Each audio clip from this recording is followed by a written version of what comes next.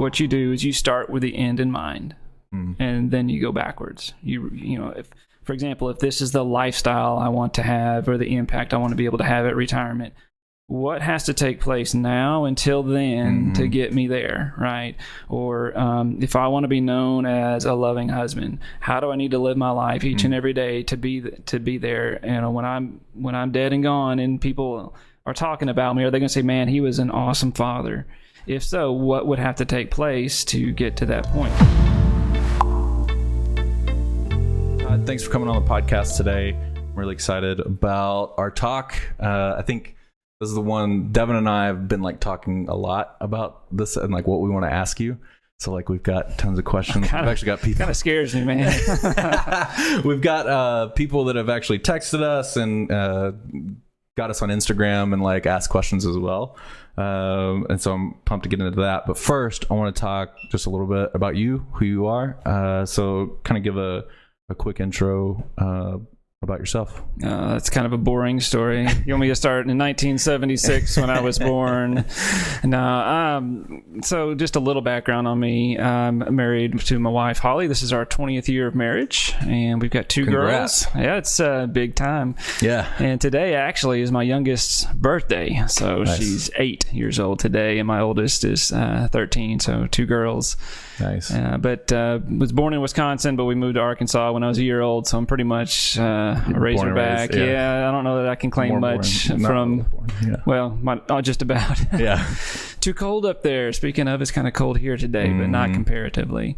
But as far as my background, always kind of grew up in the financial world. Was a finance brat. My dad was in finances in the financial services industry. And gosh, I know it'll unfold a little bit as you kind of ask some questions, but I feel just very blessed to be in this world. I'm a nerd at heart, right? I'm wired to be nerdy, and I love the financial stuff. And that's one of the things I was going to ask is like early life for you. Were you like always into finance and numbers and business, or was that something like what? Like, is there anything early on that you can point to that are like, yeah, I knew that like this was something I was really interested in? I wish I could say yes. Yeah. But not really. Well, here's the thing. I think I was very lucky to fall into the career path that I'm in, because I feel 100% certain that God has called me into the field that I'm in, not by my own doing. It's not like I found this the right way with the right avenues. In fact, with my history, I was a very materialistic, very money-oriented in an unhealthy way, right? In a non-believer way, especially before salvation. So I was going in the wrong direction, and it's just God's grace and mercy that I even found this as a career. I liked business, but I didn't realize how much I would kind of fall in love with this as a career path. Yeah. So walk me through kind of like high school and into college. Like, was that the plan going in, or was it not the plan? Like, were you expecting to do something else? I kind of saw what my dad did. Yeah. And he was, again, kind of in the he was more insurance at the time. Okay. And I didn't know much about financial planning and investments at the time, but I just kind of felt a little bit of a draw to that in high school and in college. I didn't really have to get the degree necessarily, but wanted it. And, again, thankfully, I was not saved at that point either. For me, halfway through college. I was halfway through college, and the way I came to the Lord was trying to pick up a girl, actually. Nice. Was going to a church that I didn't really want to go to and had a bad attitude about it. I was one of those where I was a Christian, or at least I thought I was, right? And didn't want to go to this church. And again, I was fortunate because my heart was not in the right direction. My motives were not in the right direction. I was there to pick up a girl, and got saved in the process. And married the girl too. So okay, same girl. So it was a win-win. So in my history, we think about God using these people that are humble of heart and seeking Him, and he does do that. But, a lot of my history was, man, I was going the wrong direction, and God, through His grace and mercy, pulled me in. Yeah. So tell me a little bit about, like, you talked about the degree. Like, you didn't necessarily need the degree, but you went ahead and got it. So what degree did you go in thinking you were going to get, and did you come out with, or like was it the same degree? So yeah, business management. I knew business was something I enjoyed, and I could use that in several different capacities. So business administration, business management. Right. For what I do professionally, a securities license typically is the more important thing. So as soon as I graduated, that was the next step, is getting my securities license. Gotcha. So there is like some formal education required in that. It's a fun test. It's a blast. So what do you think were like the best choices you made in college, that either like just in life in general, or like to prepare you in your career? Probably by making a lot of mistakes was the best things that I learned from, right? Like I said, I was saved halfway through college, and I started college in the wrong direction, making the wrong decisions, living a lifestyle that was not honoring the Lord by any stretch. And again, once God got a hold of my heart, once I did surrender my life to Him, I mean, He flipped my world upside down. Like I said, I was a very materialistic person, really focused on money and possessions and getting a high-paying job, and that was the allure to me, and that was my goal in life, right? To have the nice cars and the big house.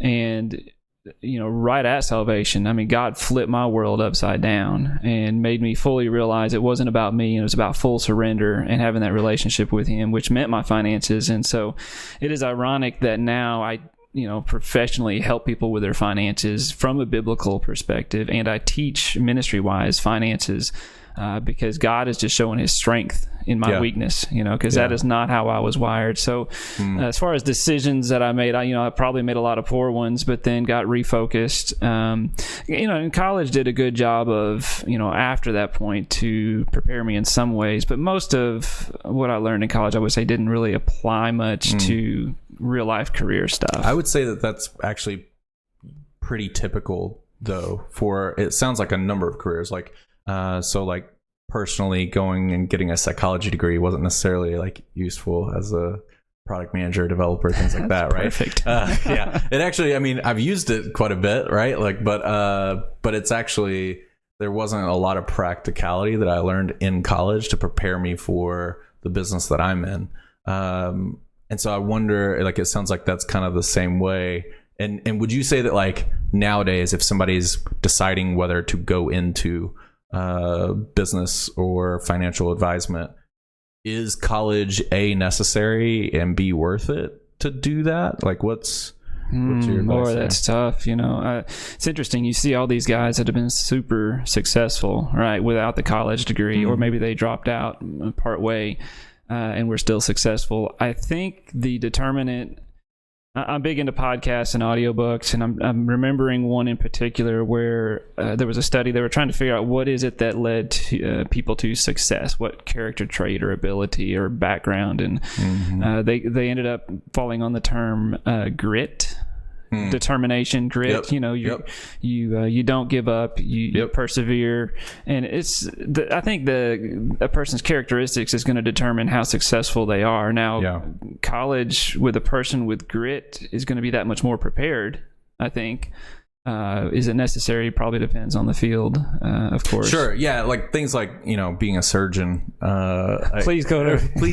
Don't just watch YouTube. Yeah. No. But I mean, like, it's interesting, though, that the internet is taking out the middle person. And in this case, in a number of fields, as web developer, web designer, product manager, things like that. And it sounds like even financial advisement, it kind of like takes it out there as well, and you can learn so much. And I'm nerdy enough. I learned a lot of coding. Now, not necessarily traditionally. Like, I taught myself. Right. I was interested in it and taught myself, and then got a little bit in college. That wasn't my degree by any stretch, but man, it has paid off so big for me because I've been able to automate things and help technology wise to get better. So any experience, there's all these things that may not seem to be a direct fit for the path that you're headed on, right? But it's pretty cool how God can still use that in our lives. And it's just, absorb all the skills you can. And I think especially lately, I've got a brother who's 21.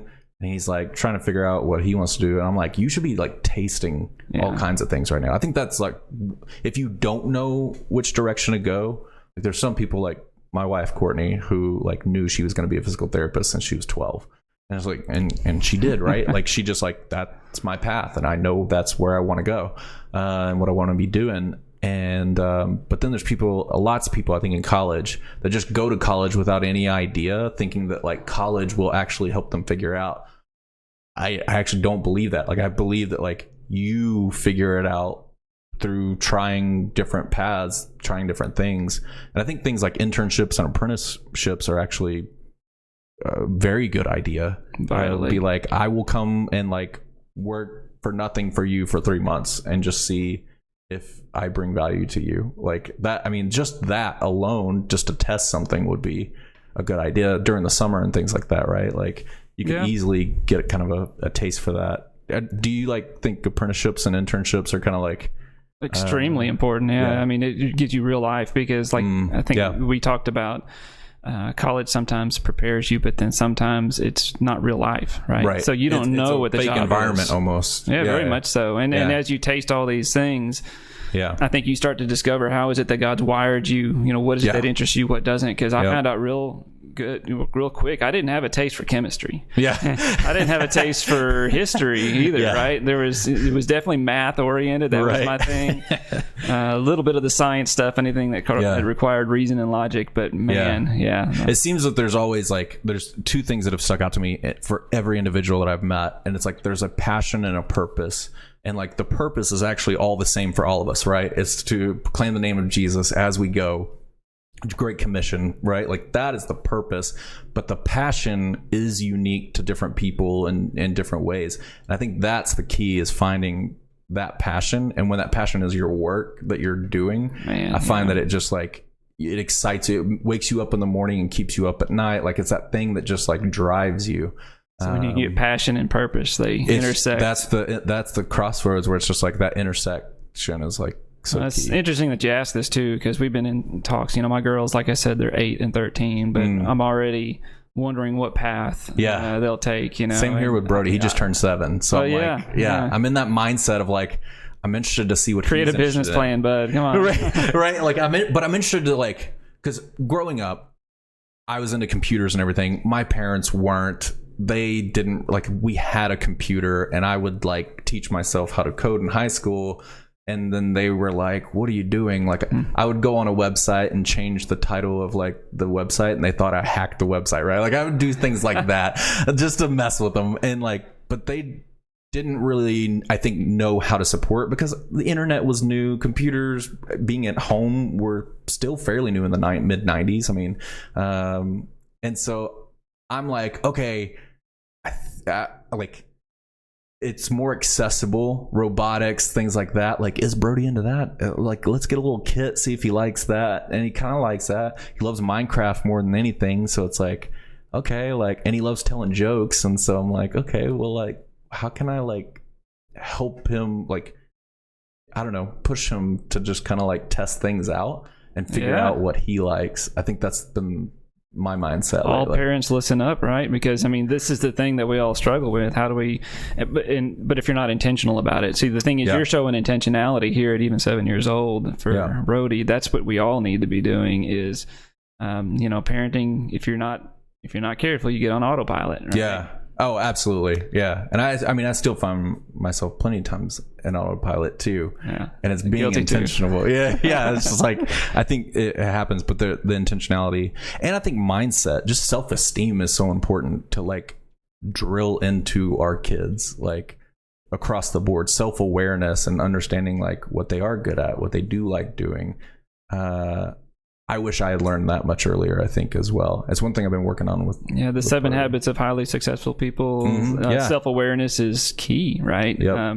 I've learned if you have someone that, you know, maybe they don't have all the skill sets they need yet, but if they're self-aware, right, they're going to be able to adapt. And I think that is such a strength. Yep. Teach your kids to be self-aware, learn to be self-aware yourself. And then you can you can guide yourself, so to speak. Yeah, or you're going to be more prepared to be able to do. Well, you're self-aware enough to know, like, hey, this person over here is way stronger at that. I'm going to go learn from them, or just like talk with them about. I think that's my claim to fame. Is I'm like, I realize I have a lot of weaknesses, so I hire people way smarter than me. Right. Yep. Kind of surround build that me. team. Yeah. Yes. Yeah. Absolutely.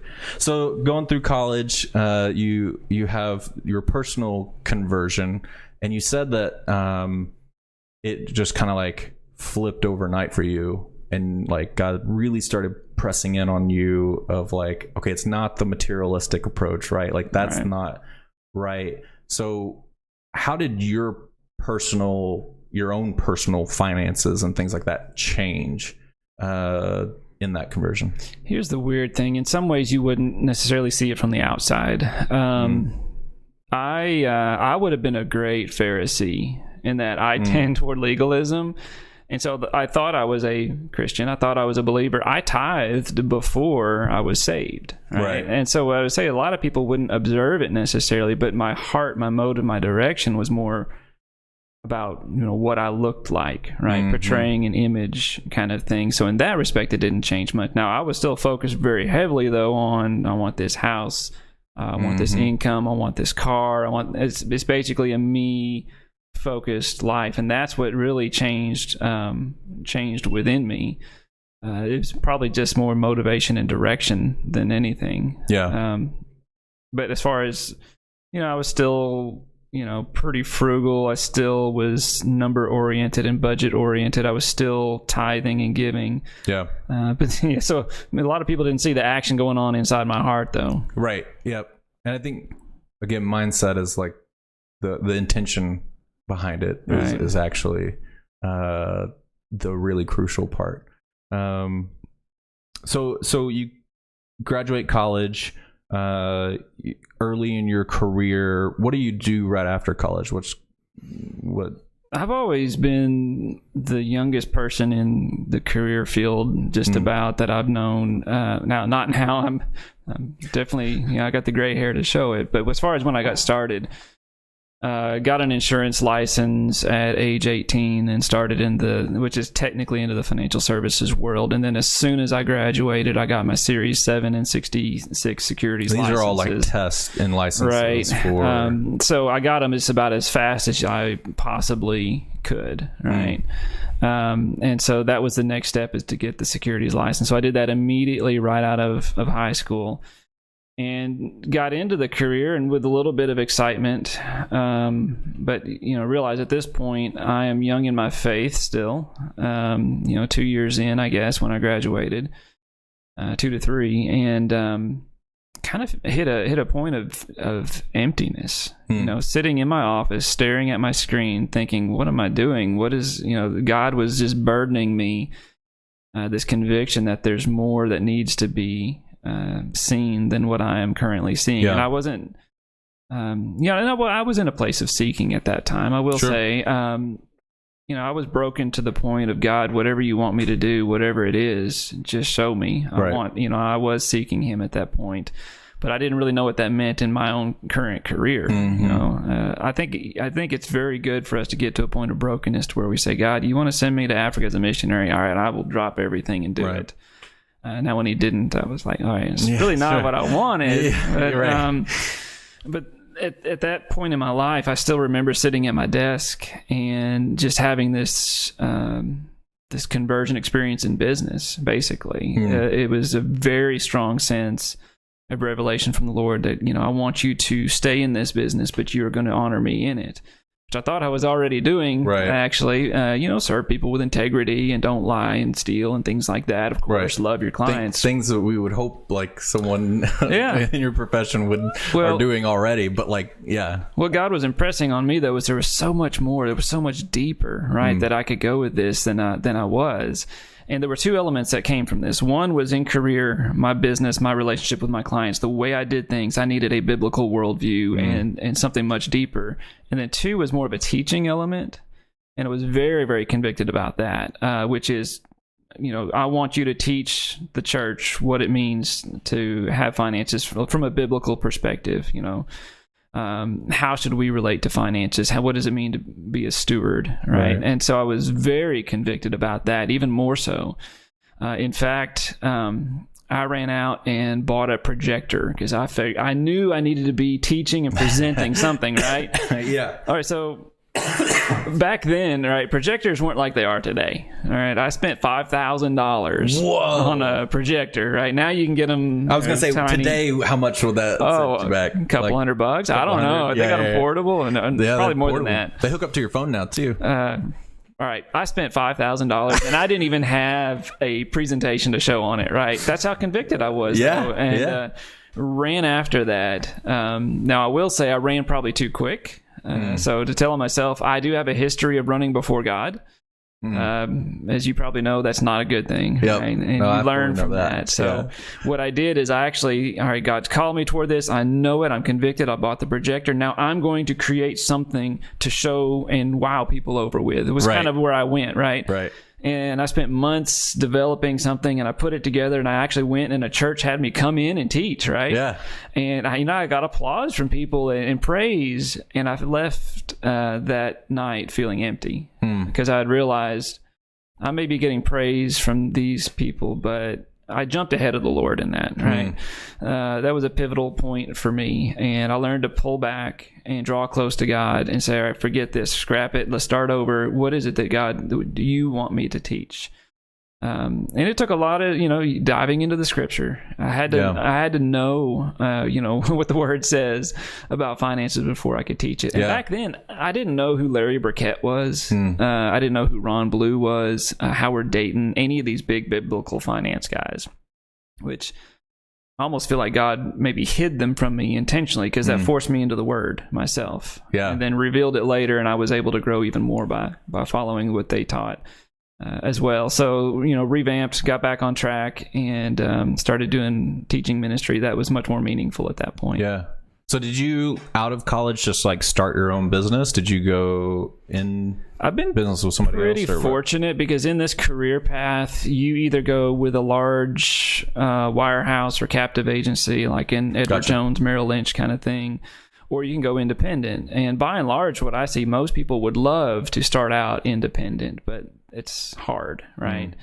So most people start with a captive agency and then they kind of break off and do their own thing later on. But I've been spoiled. I was able to start off, and that's where my dad's experience was very helpful because he had already been running a business. Now, albeit it changed so dramatically when all this happened.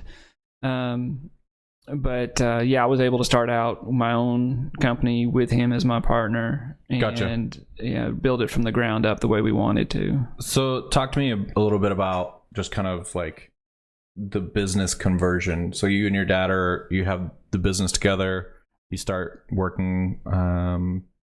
What were the things that started to change? Like, what were the practical things that changed for you, and was it difficult to actually make those changes? Many layers to this. So I remember when that moment happened. I mean, when I was at my desk and I felt this this change, right? I felt so strongly about it, and I remember walking to my dad's office, fully anticipating on telling him, "Look, this is where I feel God leading me, and I need for us to part ways. I've got to go on my own to do this." And when I kind of told him my convictions there, he got a big smile on his face and he said, "Well, I think we should do that." Well, all of a sudden then it went from me breaking off on my own to us kind of working as a team and, working through the scriptures and what we would learn on how to handle finances. And now how has that changed us practically is one of the questions you had. Yep. It's evolving I'm still learning. I truly am. But at that time, like, were there certain things that y'all were doing that you were like, okay, we're going to like go this other direction now with this? The biggest visible change came in January of 2000. I remember the date and I remember the moment. Yes, because it rocked my world. So we're in this investment world, right? Yeah. And I'm a nerd. I'm a super nerd. I love to research out investments and build a portfolio and build different models that fit clients' needs. I mean, that's just how I'm wired. I know I'm kind of weird. But very proud of what we had put together. Yeah. And God used the timing perfectly. He sent this guy to my office, and he said, "Todd, I was just curious, where are your investments now?" And me being the nerd, I'm like, "Oh yeah, let me show you. I'm proud." Yeah. And I start breaking it out, show it to him, and he said, "Well, let me show you something interesting." And he represented this software company. And this software company, what it would do, it would take your investments and break them down, and it would show you, here's where your money's going percentage-wise to different industries. And what it was is, I saw over 40%. So get that number around your mind. 40% of my money, roughly, was going into things like companies involved with abortion or pornography or gambling, anti-family entertainment. Things that were actually tearing down the kingdom, feeding off of addictions, right? That's a conviction point, right? Yeah. And I'd like to say that I, that moment, turned direction and started using a biblical approach to investing. But man, I wrestled with this. Did you understand at that point what a biblical approach to investing was? He kind of, he used this guy, Dave, to give me a starting point. And introduced me to that there were indeed firms out there that we could use that did this work for us, that did the screening. But yet it was still, I wrestled back and forth, and is it really a stewardship issue or not? And is our money really going to those companies, or are we just, owning a piece of the company? And I actually was trying to justify that in my mind, and as if that was better, by the way. Yeah. And finally, after probably 6 months, I couldn't get away from it. I finally just surrendered, said, God, I do feel like this is a stewardship issue. Mary Neighbor, a Christian author, once wrote about this experience when she was first introduced to the concept. Yeah. And what she said was, she was thinking about the parable of the talents. And, you got your 3 servants, 3 believers. And you've got the master who entrusted the money to them. And the master leaves and comes back. And of course, 2 of the servants were really diligent, and they multiplied the money and gave it back, and they were praised. And then the third one buried the talent, didn't do anything with it, right? Didn't use the money wisely, and he was called wicked and lazy. But she found conviction in that passage by saying, if I go back to a perfect and holy God, and I don't just say, well, I buried your talent. Instead, I say, well, God, I took your money and I invested it into abortion, into pornography, into things that clearly should not have been. What would the master say to me? That was her conviction. And I had something similar. I really did have a similar conviction to that. And I will not say that investing biblically is black and white. It's tricky. It's hard, right? But there needs to be some intentionality, and I do believe that we got to give it our best effort, right? Yeah. So that was, I think, visibly, that was the thing that totally changed the direction investment-wise for us. Yeah. So then things continued to change. I mean, are there any stories just over the years that kind of jump out to you in terms of look what God did with this portfolio? I know you probably can't get into specifics there of names or people or whatever, but are there any times where God really kind of wowed you once you starting on this path and going towards biblical advisement? I can see the fingerprints all along the way. What's interesting is when I first started teaching biblical finance, I guess I knew this is where God was calling me. And I thought, man, God's going to open the floodgates of heaven, right? And it's just, we're just going to be blessed financially for this. I guess I was getting caught up in prosperity theology a little bit, right? As I'm teaching people not to, I was really kind of going there myself. But instead, what happened was, it just took a lot of work, a lot of years, a lot of determination. And I didn't make a whole lot of money, but yet my testimony financially was my wife and I, in all of our years of marriage, have never owed on anything except for our house. Now, well, I will say by choice. We have by choice owed some money on a couple things, and then it annoyed me and I paid them off. But we paid cash for vehicles. We've really been diligent about staying out of debt and building our finances the right way. And what I would say is, if God had blessed me with a big income, for example, when we're applying these principles, I would have a weak testimony, right? How can I say, oh yeah, just do it this way? Well, no, we didn't have money, Right. We were pretty fresh out of college. My wife, she was getting her doctorate or not doctorate, her master's, excuse me. And it was some lean times, but because we applied the principles as we had learned them about living within our means or even beneath our means, of always putting God first and tithing, of always putting money aside, it just worked. And I think God used that. So that was one way that he kind of used that. Now, with the biblical investing piece, what's interesting is we faced some adversity early on. We began, we started out, we went down this path, and our clients, most of our clients were fellow believers, and man, they were all for it, and they went right there with us. Some of them did not, and that's okay. Sure. But we were, like I mentioned, we're an independent firm, but we still work with certain providers, vendors. Yeah. Well, one of the vendors all of a sudden started to give us pushback about our biblical investment approach, right? And we couldn't exactly figure out why. Like in terms of they were saying like, no, I don't want to take your, or like saying like, no, your approach is right. They didn't want us. For example, I have to get, because we're highly regulated, I have to get pre-approval whenever I'm going to speak at a church or teach or whatever, right? I have to get pre-approval. And so I'm getting, I'm sending in my materials that I'm going to teach that, we're going to teach a little bit about generosity and giving, or we're going to teach about how to invest biblically. Well, some of those started to come back rejected. They wouldn't approve them, so they wouldn't allow me to use it. And I was like, what's going on? So we kept going back and forth, and it's so bizarre to me to this day, right?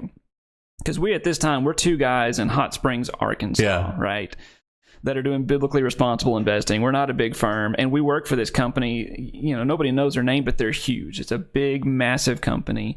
They're so big, they bought Transamerica, right? So that tells you how big they are. Well, it still seems like a almost make-believe to this day, but we found out that the CEO of Transamerica had been given authority to kind of review our stuff, didn't like what we were doing. I mean, the CEO of a big, massive company found out what two guys in Hot Springs, Arkansas were doing. But what it was, Transamerica is located in San Francisco, and the CEO woman at the time, she lived that lifestyle and realized that was contrary to biblical teachings. And so because of that, she had something personal against us and said, we're not even going to allow you to mix faith and finances ever. We're going to develop a policy against it. So that forced us to make a decision. Okay, we've come all this way. We either have to stop, or we have to completely leave a company that we've been with for years and start fresh. And that's what we did. We left a company. We started fresh. Now, I will say my understanding is that the culture back there now is great. It's really come back around from where it was. But that was a point where we met adversity. We had to move and change. It was a key decision point. It was. Yeah. That was almost one of those crisis of belief moments which is a Black Hippie study, experiencing God. You have these crisis of belief moments, and do I believe this enough? Am I committed enough? And we had to decide, this is crucial. So that was a pivotal point for us. So you and I had talked about this a little bit, but like, what's the difference between a Christian financial advisor and a biblical financial advisor? That's another big moment in my life too here. So you're pressing all these points here. So thanks for that. That's my job. Yeah. Well, I remember I was at a conference, and it was a collection of like-minded advisors, financial advisors that wanted to do it in the right way, right? And the National Association of Christian Financial Consultants is what it's called. And I remember that question was posed to me is, what makes you different? What makes you different from, let's say there's, an atheist advisor down the street that loves his clients. He has integrity. He's taking care of them. What specifically makes you different from that person? And it caused me to do a lot of soul searching, right? Obviously, the biblical investments was one thing, but there's still more to that, right? So there's this continuous growth. And for me, the difference between a Christian advisor, so a Christian advisor to me is anybody they're a born-again believer and they're a financial advisor. But that's about it, right? It ends there. They may be a great person. They may be super spiritual at church, but there hasn't been that crossover into the business. So to me, a biblical advisor is one that is devoted their life to studying the scriptures and how it relates to their practice. Right? Yeah. And this is obviously not just for this career, for any career path. Yeah. But to me, that's where it really came down to. And what I've learned over the years, so much of it comes back to just having the right worldview, putting God on the throne of your entire life. So how does that relate into the financial planning practice, for example? Well, I believe that fellow believers, disciples of Christ, will see retirement differently than what the rest of the world does. Explain that a little bit more.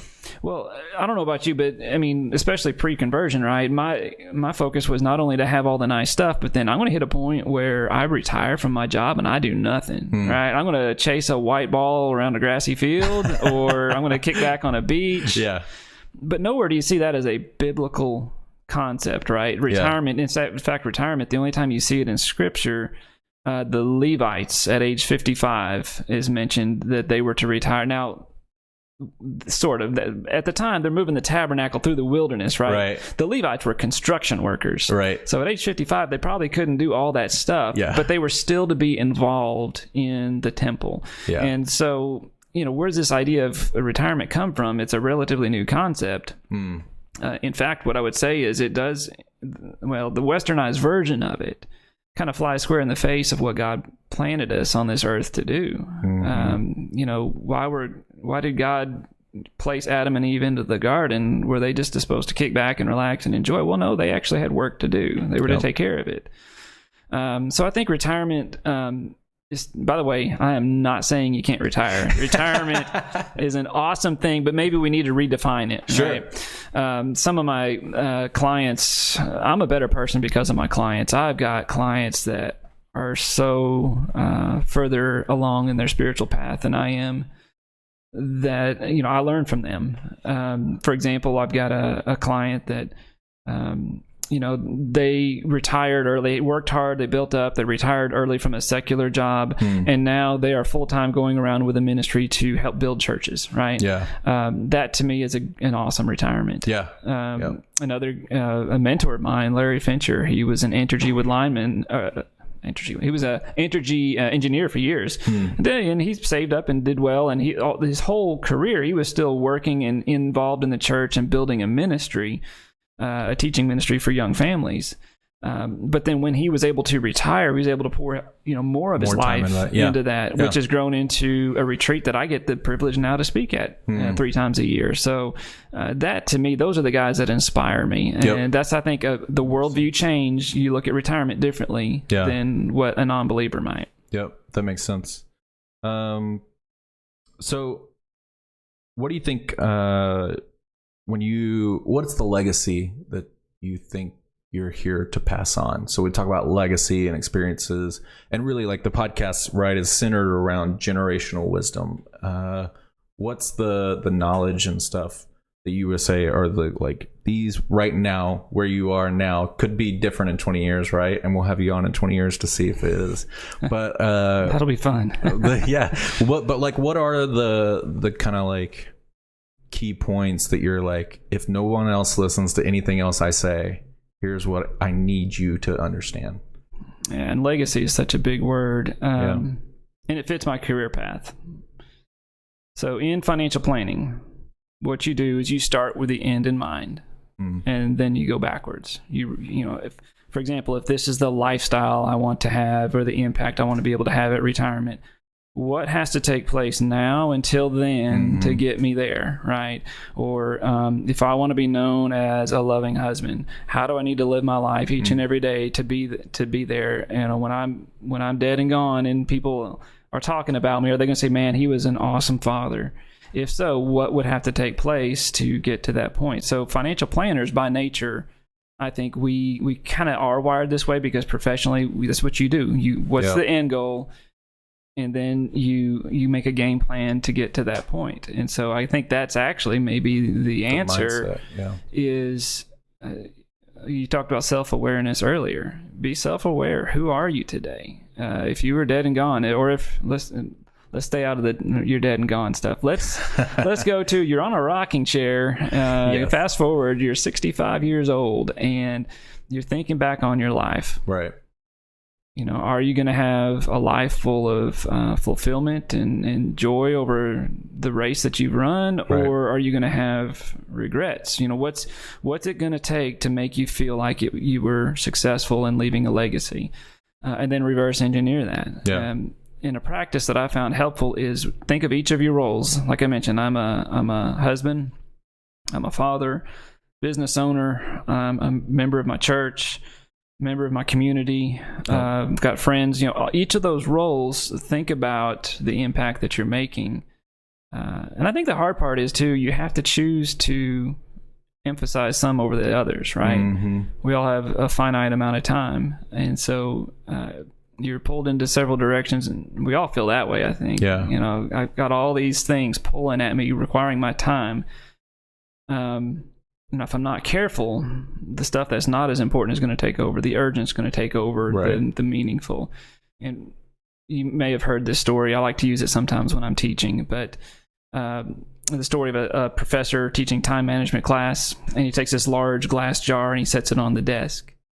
And he begins to put these large rocks into the jar until it's all the way to the top. And he asks his time management class, and he says, okay, what's the moral of this story? Or no, first he asked, is the jar full? And, yeah, it's full, right? Well, then he took out gravel, smaller rocks, and he poured it in there, and it fit the cracks, right? Yeah. And then he asked, is it full? Well, then they were on to him then. No, it's not full. And then he poured sand until finally you couldn't put anything more else in there. Yeah. And he asked the class, in this scenario, what's the moral of this story? And one kid, if you try real hard, you can cram everything in a day. That was his idea. That's not the moral of the story. The moral of this story is if you don't put the big rocks in first, you can never get them in at all. So, for example, the sand, if you pour the sand in first, the rocks won't fit, right? Mm-hmm. The way that interprets into our day-to-day life and our time and our finances is the big rocks are the things that you value most in life, right? It's your family, your faith, the things that you truly value. And if you don't put them in first, you're not going to get them in at all. So you get to the end of your day. Yep. It's so easy to look back and guess what? It's full of sand and it's too late. You can't go back and make time. So sand is like the day-to-day stuff that gets in the way. Mm-hmm. So that's where that intentionality comes from. Financial planning is the same way. The reason we do it is because we're trying to plan for the big rocks. If you don't, you'll wake up 10 years from now and you realize you filled your jar with sand, right? Yeah. Chasing other things that are meaningless. So, I went a lot of directions to answer that question. That's good. I think to add on to that, I think there's a lot of people that maybe sit there and go, okay, I know that I'm just packing sand and gravel and I haven't put the big rocks in. And I think there's two things that are also important in that is that don't judge yourself so harshly, right? Actually, you're not. There's grace, thank goodness. Yeah, exactly. There's grace. And also, if you're in your 20s or 30s, realize that you have another 50 or 60 years. We don't die at 60 anymore. Right? It's maybe we'll get raptured away tomorrow. It's all good. That's true. And so it's but don't stop judging yourself. And I think that's the judging oneself is really what gets you to inaction. Yeah. A lot of times, I think a lot of people get in their head. And then also patience, I think, is so key too, because you do if God willing you live to 80 or 90, and you're 20 or 30, you got a few more lifetimes to go. Good luck, though. Don't pray for patience. Don't. I'm the worst at patience, but I've learned so much about patience in the last 20 years. The hard way. Absolutely the hard way. But it's paying off now in my 30s that I'm still struggling with it, but I understand it much, but I have a better relationship with time and patience, I think. Yeah, having energy and determination are good, but they can also be your downfall. Yeah, it's like caffeine and sugar. It'll get you so far, but if you're not actually doing I've got a plaque in my office. It's right at my table where I meet with my clients. It just says, "Be still and know that I am God." Right? That's my constant reminder because I will get so busy. And you can, even pastors do this, right? You get so focused on ministry that it becomes an idol. I mean, church and ministry can become an idol in your work. And then you get to the isolated point and it just crumbles from there. Like, yeah. I don't like this part. Yeah. Yeah. That wasn't fun. But yeah, the whole idea is that this intentionality prevents this pain from happening. Exactly. Right? Exactly. Cool. Well, thank you so much for coming on. It's good. Yeah. It was a blast. It went fast, but good times. Enjoyed it.